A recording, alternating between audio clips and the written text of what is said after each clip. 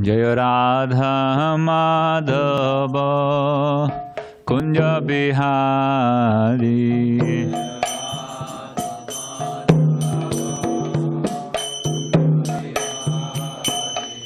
Jaya Radha Madhava Kunja Bihari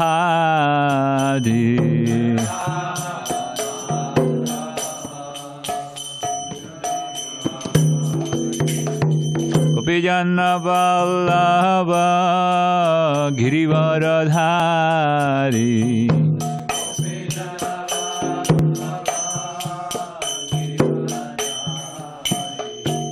Gopijana Vallabha Girivaradhari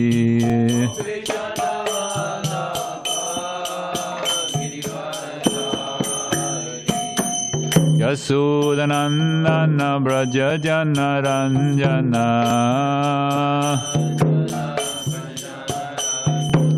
Yasodhanandana Brajajana Ranjana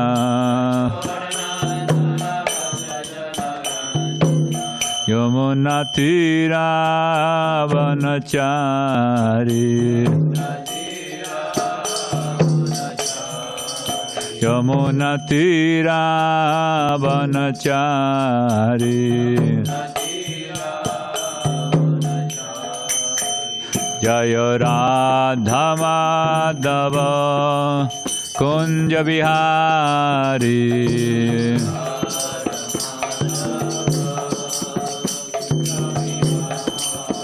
Jaya Radha Madhava Kunja Bihari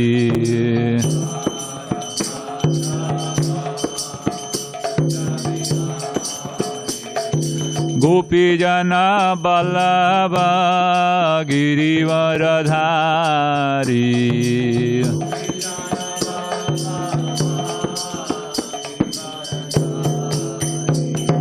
Gopijana Vallabha Girivaradhari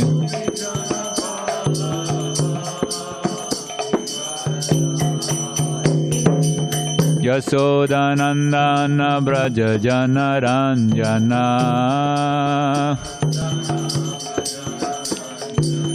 Yasodhanandana Brajajana Ranjana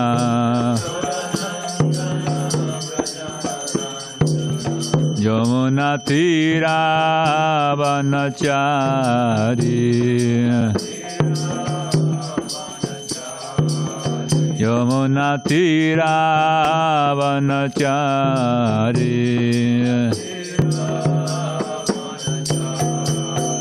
Jaya Radha Madhava Kunja Bihari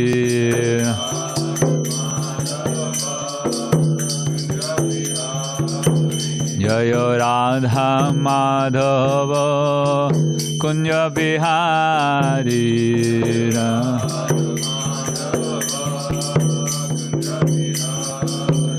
Jaya Radha Madhava Kunja Bihari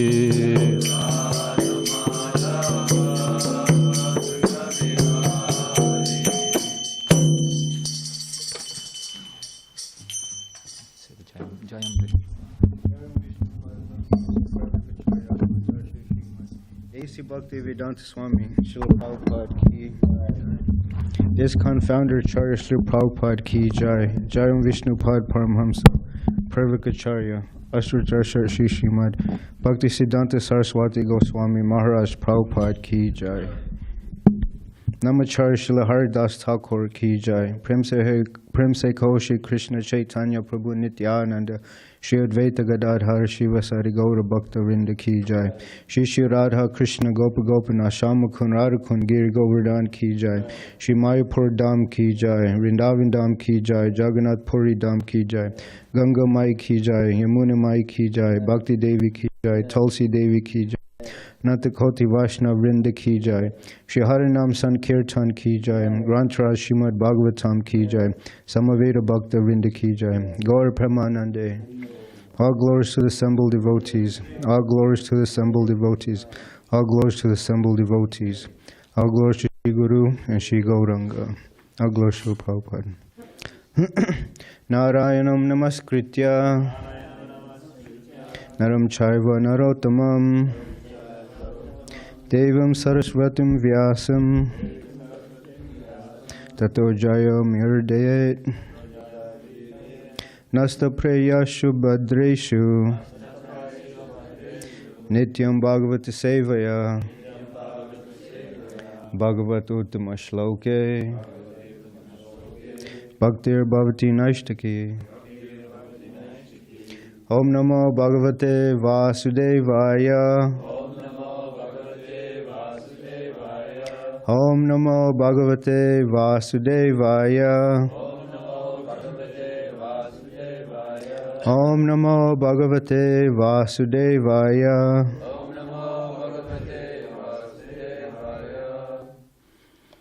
So this morning we'll be reading from Srimad Bhagavatam, Canto 7, Chapter 2, Text 46. Bhutindriya manolingam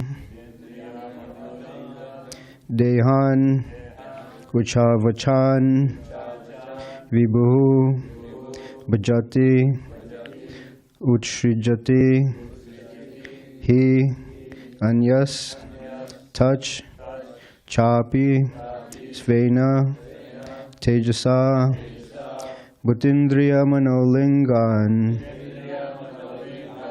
Dehan Uchava Chan Vibhu Bhajat Urjashrijati He Anyas Touch Chapi Svena Tejasa Bhutindriya Manolingan Dehan Uchava Chan Vibhu Bhajat Utshrijati Hi Anyas Touch Chapi Svena Tejasa Bhutindriya Manolingan Dehan Uchavachan Vibhu Bhajat Utshrijati Hayanyas Touch Chapi Svena Tejasa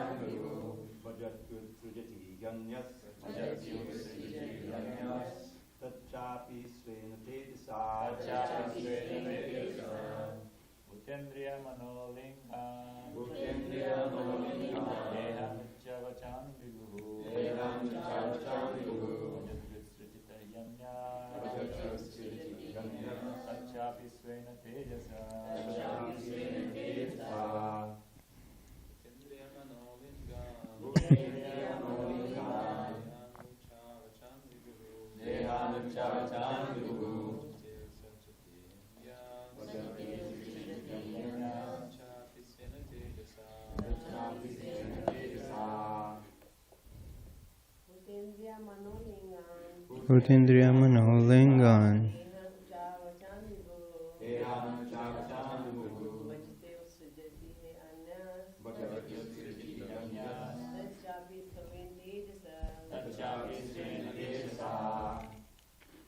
Anyone else would like to try?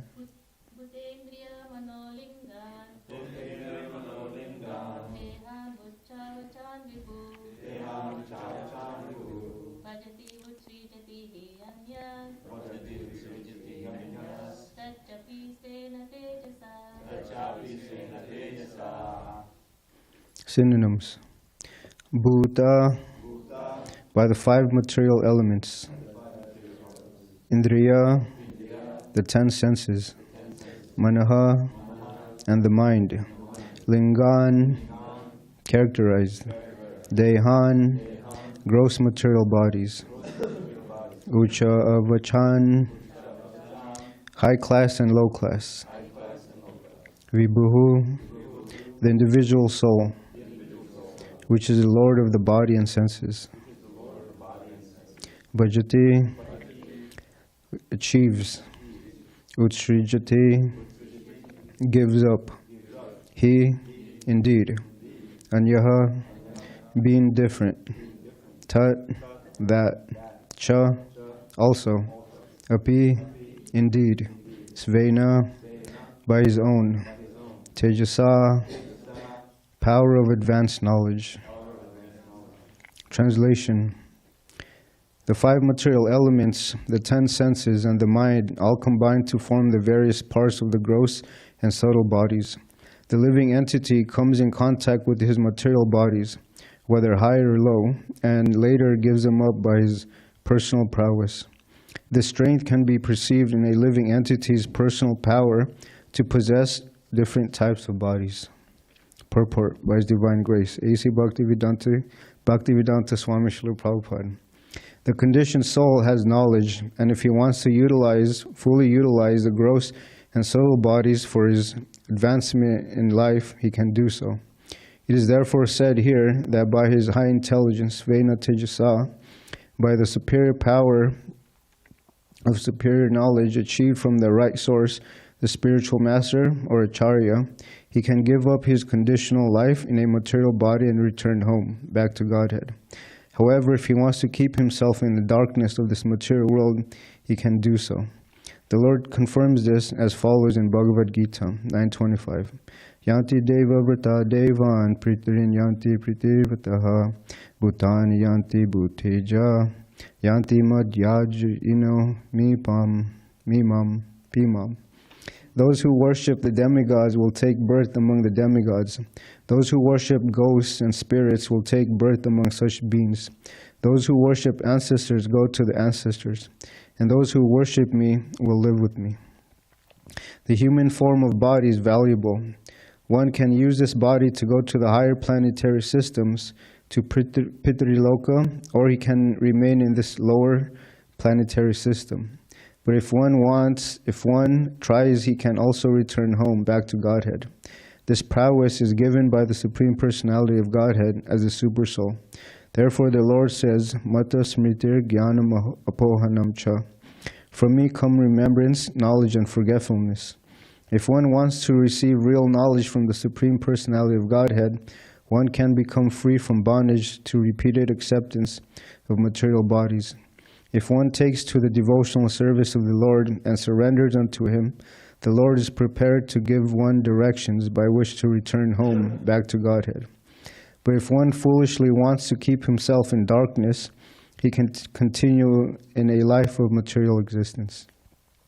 Om Jnana Timirandasya Jnananjana Shalakaya Chakshurn Militam Yena Tasmai Shri Gurave Namaha Shri Chaitanya Mano Bhishtam Stapitam Yena Bhutale Swayam Rupa Kadam Mayam Dadati Swapadantikam Vandeham Shri Guru Shri Yuta Parakamalam Shri Gurun Vaisnavamscha Shri Rupam Sagrajatam Sahagana Ragunatam Vitamtam Sajivam Sadvaitam Savadutam Parijana Saitam Krishna Chaitanya Devam Shri Radha Krishna Padan Sahagana Lalita Shri Vishakan Vitamscha Hey Krishna Karuna Sindhu Dinabandho Jagatpate Gopesha Gopika Kanta Radha Kanta Namostate Tapta Kanchana Gaurangi Radhe Vrindavaneshwari Vishabhanu Sutta Devi Pranamami Hare Pre Vancha Kalpatribhyascha Kripa Sandibhi Evacha Patitanam Pavinebhyo Vaishnavyo Namo Namaha Jai Shri Krishna Chaitanya Prabhu Nityananda Shri Advaita Gadadhara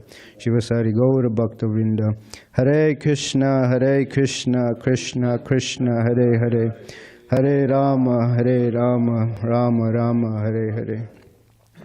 Morning, Hare Krishna.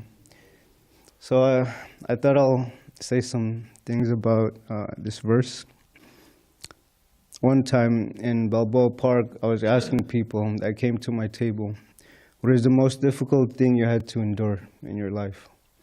And people would tell me my math exam, my license exam. But 50% of the time people would say, losing a loved one. So I'll speak on this subject, sometimes considered to be taboo, death. One time, Yamaraj asked Yudhishthira Maharaj, what is the most phenomenal thing about this material world? Was it the Grand Canyon? No. Yudhishthira Maharaj said, countless of creatures are going to the abode of death, but those that remain believe themselves to be immortal. So everyone's thinking that death is going to make an exception for me. Srila Prabhupada, he narrates the story that Hiranyakashipu, he wanted to avoid Yamaraj. So what did he do? He smeared his body with stool. And he was thinking, Yamaraj is not going to come to me. But Yamaraj is going to take you by force, actually. And so I was working at this retirement home. And you guys know how that is. There's a lot of deaths there. And I actually worked with the hospice.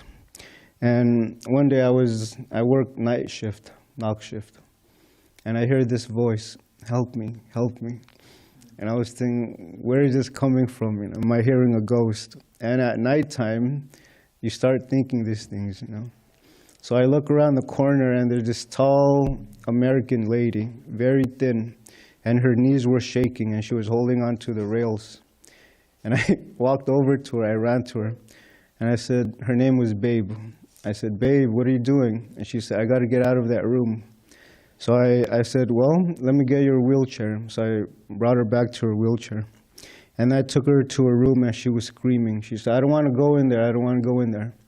So long story short, I helped her to her bed. And I said, what is scaring you from this room? And then she said, there's people around me. And I looked around, there was nobody there. Now she was freaking me out. So I said, well, who do you see? And she said, there's people sitting on this couch. There was a couch right next to her bed. And I said, how do they look like? And she said, they look very scary. And then she described one of them has a tail. So the Yamadutas. And then so I said, there's no one there, babe. She said, no, you got to get me out of here. So I managed to pacify her, and then I gave her a pill to help her sleep. So there's another example. Srila Prabhupada narrates that there was a doctor, and he had a patient, and the patient was a rich man. And he was trying to make a deal with the doctor. He said, doctor, give me a few more months to live. And then Srila Prabhupada, he says, with billions of gold coins, you can't buy a moment of time. So we're always making plans, right? I need to do better in school. I need to get a better career. I need to get married. I need to do this and that. But there's no guarantee that 5 minutes will still be alive. And so hospice, it provides compassionate care for people in the last phases of their life. And I remember this is one of the most sobering parts of my life. A lot of people at that time, they start becoming more thoughtful. Is there life after death? Did I live my life to the fullest? They start, like the subject we were talking about, lamenting and hankering, And so there was this family, they recently just lost their mother. And they came up to me and they said, how do you stay so calm and composed? And they gave me the chance to preach the Bhagavad Gita. So I took the Bhagavad Gita. I said, let me show you this verse. So I showed them how the soul can never be cut to pieces by any weapon, nor burned by fire, nor moistened by water, nor withered by the wind. So they said, where did you get this book? And I said, I got it from this temple that I'm going to. So they said, can we get this book? I said, of course. So I handed it to them. And the mother, the daughter actually, she came up to me and she wanted me to say something at her mother's funeral because I've been taking care of her mother for a while. And I said, I'll try, But so this knowledge, and Srila Prabhupada, he says that darkness can only be removed by light. So similarly, ignorance can be removed only by knowledge. So losing a loved one is very difficult. And sometimes people, they lose the will to live on. And I remember when my grandpa, I was probably like 6 or 8 years old. I remember my family, they were gathering around in the living room. And I was thinking, what's this party? When I went there, my grandpa, he was lying on the couch and he wasn't moving. And everyone was crying, and I was thinking, a party is not supposed to be, full of crying. It's supposed to be festive, happy. And then anyway, I was thinking, oh, this is boring. So I got out of the house and I started playing with my cousins.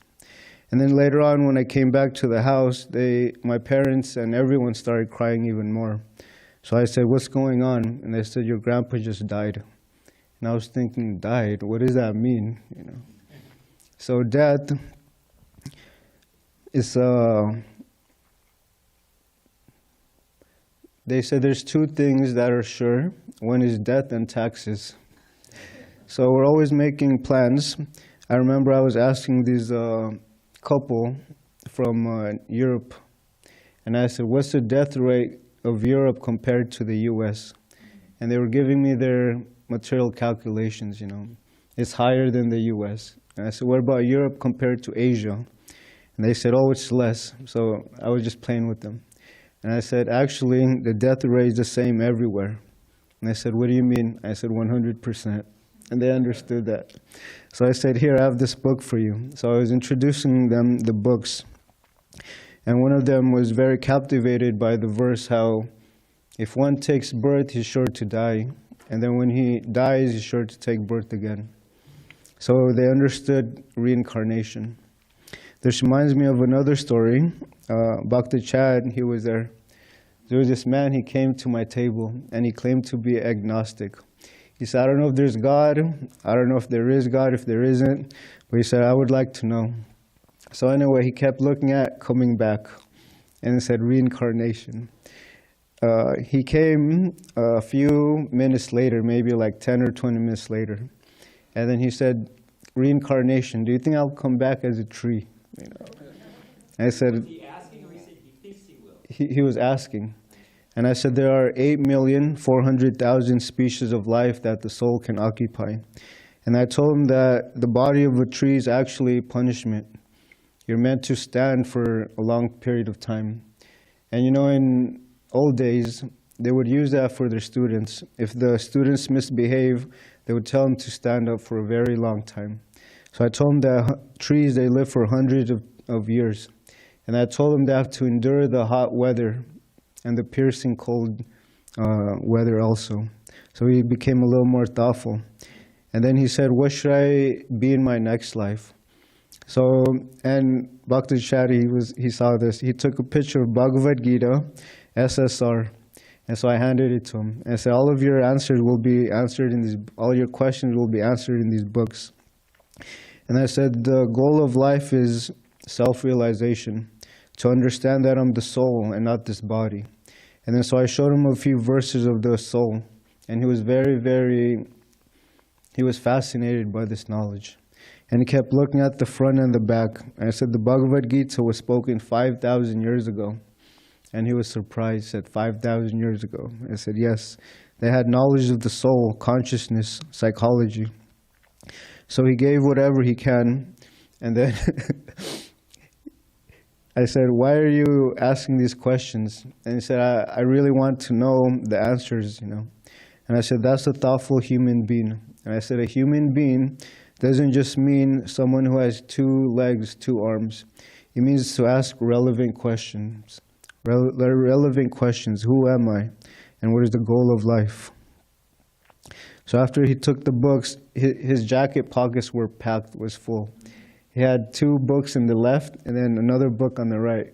And it looked like he was, Maharaj, he explained this, that back in the old Sankirtan days in, was it Detroit? He would have change on the left side and then books on the right side. And he would say, So it was so cold I couldn't move my finger. Yeah, so he had to ask the person, here, reach in my pocket, you can get change like that. So it looked like that. So his left side was full of books, and then the right side was also had a book in there.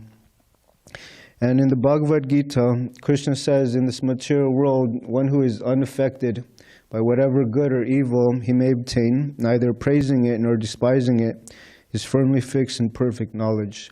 So perfect knowledge means to endure whatever Krishna brings to our life. Sometimes we may have lost a son, maybe a father, a spiritual master. So these are very devastating moments. But how do our acharyas handle these situations? Did they cry and mope around and did they leave? No. They stuck around, they did their duties. They continued on with their devotional service. I'm reading the Prabhupada Leela Amrita right now, and the beginning stages of Srila Prabhupada's life. At that time, he was known as a Bhaicharan. And Srila Prabhupada, he started so many businesses, but all of them failed. So many. And his godbrothers, they were not willing to help him. And when he would have preaching programs at his home, his wife and his kids, they would be upstairs. What are they doing? Drinking tea and taking biscuits. And they didn't support Srila Prabhupada in his preaching mission. And then one day, Srila Prabhupada, he got this telegram or a call. And he said that his employees, they took everything. They took the medicines, they took anything that had value. They took 7,000 rupees from his business. And then Srila Prabhupada, he kind of smiled and he laughed. And he thought about this verse, that when Krishna, when he favors a devotee, he takes everything away, materially. And then his friends and family, they turn against him. So it gets him one step closer to full surrender to Krishna. So Srila Prabhupada, he kept thinking about this verse. So that's why book distribution is very important. We're distributing this knowledge to people. The Bhagavad Gita, Srimad Bhagavatam, all of the books that we have, they're our arsenal. I was talking to some man yesterday, and I said, "Excuse me, sir, are you an engineer?" And he said, "How do you know?" And I said, "I have books for you." So I called him over. And I said, "Books for engineers?" And I said, "Yeah, give this book a chance."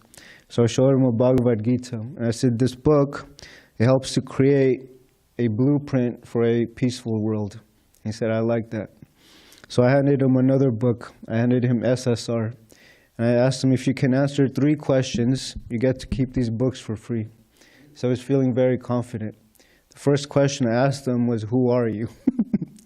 And he looked very confused. He said, "Who am I?" So the next question I said, "What is the goal of life?"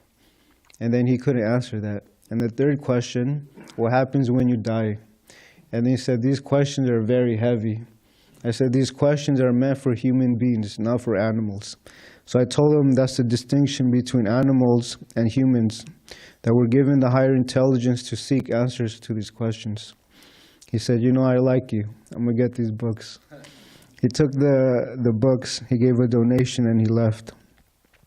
So similarly, Srila Prabhupada's father, when he passed away, it was described that they had he invited all the, I think it was Calcutta, the Gaudiya Math, and he told them, have a kirtan, feed them nicely. And at the end of the kirtan, Srila Prabhupada's father passed away. And at that time, Srila Prabhupada felt lost. He said that his spiritual guide, his father, is lost, passed away. And another example is King Pandu. When Pandu left prematurely, the Pandavas, they were left alone with their grandfather, Bhishma. And also Queen Kunti, she wanted to join King Pandu, but they said, "No, you have to live for your sons." And another good example is Jesus Christ, right? Jesus Christ, he sacrificed himself. Even to this day, people, they follow Lord Jesus Christ's teachings in the Bible. So sometimes death is a good and it's also a bad thing. But the Vaishnavas, we see it as always good. And it's compared to the sun. When it sets, it's also beautiful. And when it rises, it's also beautiful. So the appearance and disappearance of Vaishnavas, they're always beautiful. I was speaking to this Mataji, and I said, what do you do for work? And she said, I'm a professor. I said, let me ask you a question. I said, what is the purpose of education? And then she looked at me and she said, I don't know. I said, you're a teacher, but you can't answer this question. And I said, the purpose of education is to understand ourselves. Why is there suffering? And what happens in the next life? And she was very, very respectful. She said, you know, I love these questions. Do you have books on these? And I smiled. I said, all of these books, they have all the answers. So I gave her Bhagavad Gita, SSR, Hiding in Unnatural Happiness. And I gave her a Coming Back.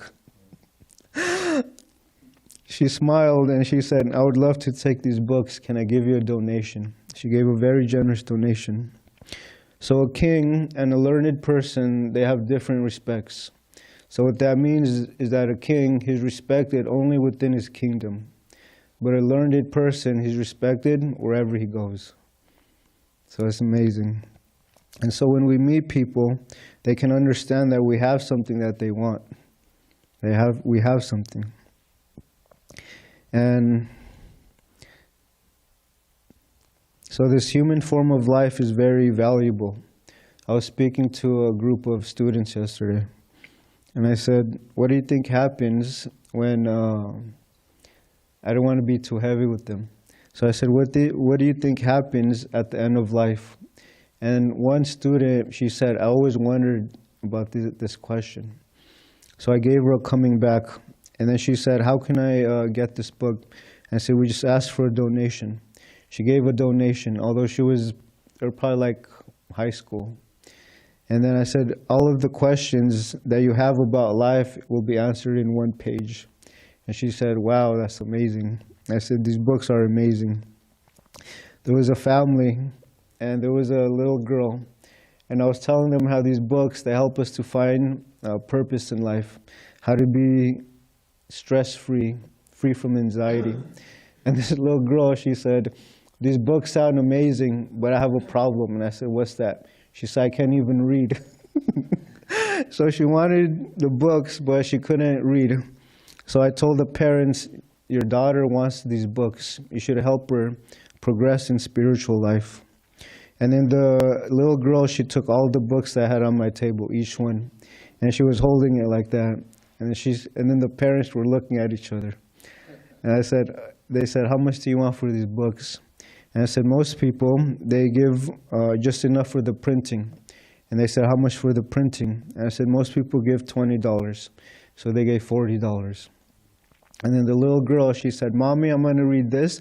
I'm going to read it. She was already picking which books. And then I said, we also have a cookbook. And then her eyes opened up wide. And she said, I want to make food for you, to her parents. And so the books that we're distributing, they're life-changing books. Bhakti Chad, when he introduces the Bhagavad Gita, he says, this book changed my life. So people would ask him, how did this book change your life? So first he narrates, I was coming out of McDonald's, sorry. And said a monk approached him. He said, this book will change your life. And then Bhakti Chad, he says, wow, that's a bold statement. And then come to find out, it did change his life. So never underestimate the power of Srila Prabhupada's books. So I'll conclude with a few Sankirtan devotees stories. Well, there was a lady, she said, chant and be happy. And she saw the Beatles picture there. And she said, the Beatles, they're from my hometown. I said, you know what that means? She said, what? I said, you got to get these books. So I handed her a stack, and she said, wow. And her eyes opened up, and I said, do you like to cook? She said, I love to cook. I said, there's a book, How to Get Rid of Stress Just by Cooking. And I said, it can't be any easier than that. And then she took the books, and she gave a donation. There was a Mataji, she was smiling very, very unnaturally too happy. So I called her over, and I can smell alcohol on her breath. She had a cup. I said, are you okay? She said, I don't usually drink, but the zoo, they give free scotch. The zoo, yeah, that's what she said. So she had a cup, and she was drunk. So I was telling her, would you like to read some nice books? And she said, I love to read. So I handed her a stack of books. And then she said, can you tell me a little bit more about these books? And I said, well, the holidays are coming up. If you know someone who likes to read, these books make perfect gifts. If you know someone who's getting into meditation, these books are the perfect gifts. And I told her, if you know someone who's going through some difficulties in life, these books make perfect gifts. So she said, these books are exactly what I'm looking for. So she took the set, and then I told her, you shouldn't continue drinking. And she said, you're right. And she threw the rest of the alcohol out. There was a young man. He's an actor at the Old Globe Theater, and he was an actor at the Old Globe Theater, and he came to my table very excitedly, and he said, "Hey, Govi," and I'm very forgetful of people's names. So I said, "Hey, how are you?" He said, "You won't believe what happened." And as this was happening, there were kids walking by. They were giving him high fives. They said, "You're the best actor," like that. So I said, "What's going on?" And he said, "I stopped smoking weed." And I said, "Really? How long has it been?" And he said, 12 days. He was very proud of himself. And then he said, it's all because of you. Because I was teaching him about the 4 regulative principles.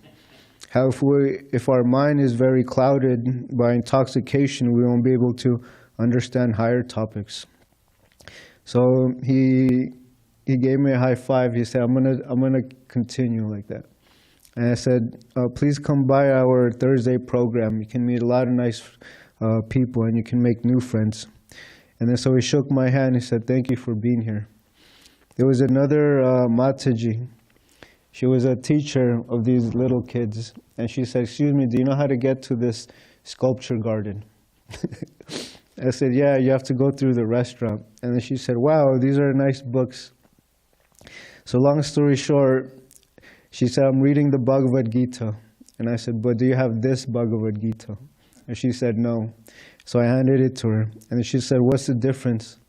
And I said, well, what's the difference between iron and gold? So she smiled. And then at the end, she said, you know, we took a wrong turn.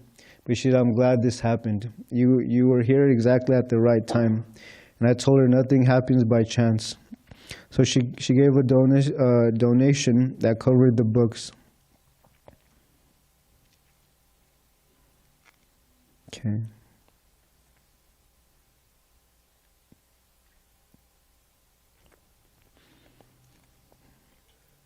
There was this old man, and he was Christian, but in his arms was a Bhagavad Gita.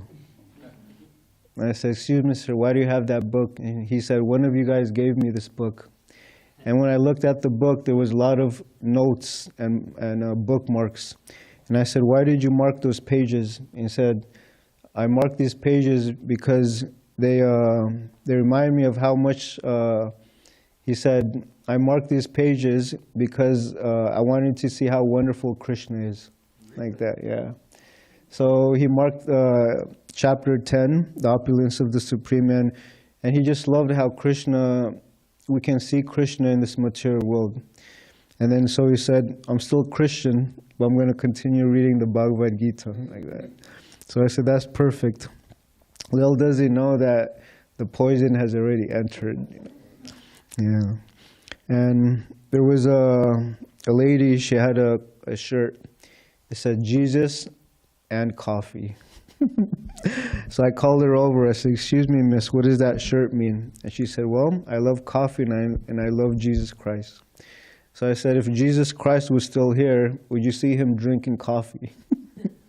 And she started laughing and she said, probably not. And I said, Jesus Christ would be here next to me, distributing these books about God consciousness. Although she didn't take a book, she appreciated our service. There was a Mormon lady, she was from Utah, and she said, oh, you're a Hare Krishna. And I said, yes, how do you know us? And she said, my temple is right across your temple in Spanish Fork. So she said she helped build the temple. And then she said she would go to the Sunday feast. And she said, what I love about the Hare Krishnas, they're always chanting, dancing, and the food is amazing. So she said, I don't want to take a book, but I want to give you a donation. So she was very favorable towards the devotees. Okay, last one. We have two different types of homes. We have a home here in the material world, and then we have a home in the spiritual world. There's the lady at the front desk, how she would answer the phone is welcome home at the old people's place. And I was thinking, welcome home, what does that mean, you know? To welcome them, because usually people die in these old people's home. So welcome home means be prepared to leave your body here, you know. But Srila Prabhupada, he would always say, go back home, back to Godhead. So we always have two choices, and Krishna gives us this free will.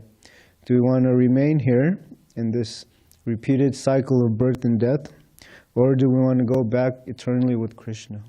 We have that option. And one more. There was this lady, she came to my table, and she said, in a challenging way, I know about these books. And then she said, my daughter was a queen in her last life. And I said, what is she now? And she looked at her daughter, you know. And I said, see, your daughter, she has to die, get old, and then take birth again.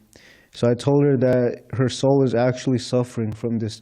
I told her samsara, the cycle of birth and death. And she sobered up. And she said, we have to go.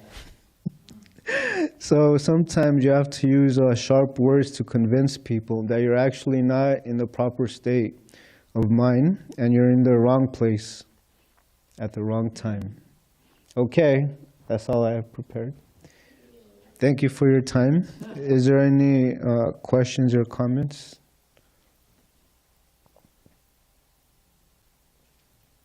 Well, I have a comment. Yes. Thank you for the beautiful class. It's always an adventure to hear, you know, your classes. Such wonderful interactions you have with the people. So I'm just expressing my appreciation. Thank you, Dravida Prabhu. And today, Bhakti Nelson, he's going to go with me on book distribution. So we're training up people for December marathon. So if anyone has some interest, please contact me or the other devotees, and we can set you up with the book table. And then you can help the Sankirtan movement. Yes, Marge? Yeah, I'm inspired by what you just said. Madhuvisa Prabhu told us that he said to Srila Prabhupada, you know, it says in the Gita that one whose reaction to sinful activities is eradicated and who has a stockpile of devotion, pious activities, they can take to devotional service. So Madhuvisa said, Prabhupada, what to speak of pious activities? I was doing impious activities till the minute I met you. Just like he just walked out of a McDonald's and, you know, whatever, you know, stopped by the local pub or beer, you know. So he said, how is it possible that I've taken to devotional service? And Prabhupada said, I've created your good fortune. And you think about it, when you meet devotees, just like those people who are walking down the street, they took the wrong turn, they meet a devotee, it creates their good fortune. And all of us, if we think about it, where were we going? You know, well, I'm a pious Hindu. I love God, but what are you doing for God? Didn't even cross their radar, you know. So Prabhupada said, I have created your good fortune, and I only ask for one thing. Anyone know what that one thing is? Yeah. Now I know you know. Anyone else know? Right. That you co-create good fortune for others. So if we're feeling some gratitude that we've become a devotee and Krishna's, you know, if we're feeling some happiness in life because of devotional service and our contact with Krishna, then what is the one thing we should be doing? Going out and creating good fortune. As we received a great gift, you know, it's like suppose I discovered penicillin and I just kept it for my family and you know, no.